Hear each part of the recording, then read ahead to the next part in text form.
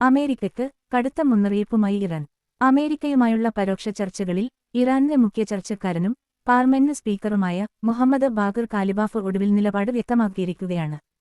സാധ്യമായ ഒരു കരാറിന്മേലുള്ള ചർച്ചകൾ തുടരുന്നതിനിടെ അദ്ദേഹം പങ്കുവച്ച കടുത്ത മുന്നറിയിപ്പ് ഇങ്ങനെയാണ്: ചർച്ചകളിലൂടെയല്ല നമ്മൾ ആനുകൂല്യങ്ങൾ നേടിയെടുക്കുന്നത്, നമ്മുടെ മിസൈലുകൾ കൊണ്ടാണ്.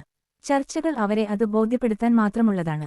ഗ്യാരന്റികളിലോ വാഗ്ദാനങ്ങളിലോ ഞങ്ങൾക്ക് യാതൊരു വിശ്വാസവുമില്ല, പ്രവൃത്തികളിൽ മാത്രമാണ് വിശ്വാസം. മറുവിഭാഗം ആദ്യം നടപടിയെടുക്കാതെ നമ്മൾ ഒരു ചുവടുപോലും മുന്നോട്ട് വെക്കില്ല.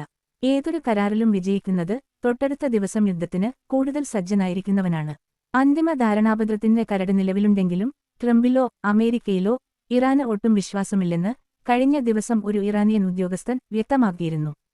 തുടർ ആക്രമണങ്ങൾ തള്ളിക്കളയാനാവില്ലെന്നും ഈ ആഴ്ചാവസാനം സാമ്പത്തിക വിപണികൾ അടക്കുന്നതുവരെ ട്രംപിന്റെ തീരുമാനം അന്തിമമായി കണക്കാക്കില്ലെന്നുമാണ് ഇറാന്റെ നിലപാട്.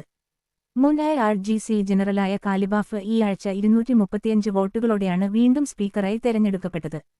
നിലവിലെ യുദ്ധസാഹചര്യത്തിൽ ഇറാന്റെ ഏറ്റവും ശക്തനായ നേതാവായി ഉയർന്നുവന്ന അദ്ദേഹം തന്നെയാണ് വാഷിംഗ്ടണുമായുള്ള തന്ത്രപ്രധാന ചർച്ചകൾക്ക് നേതൃത്വം നൽകുന്നത്.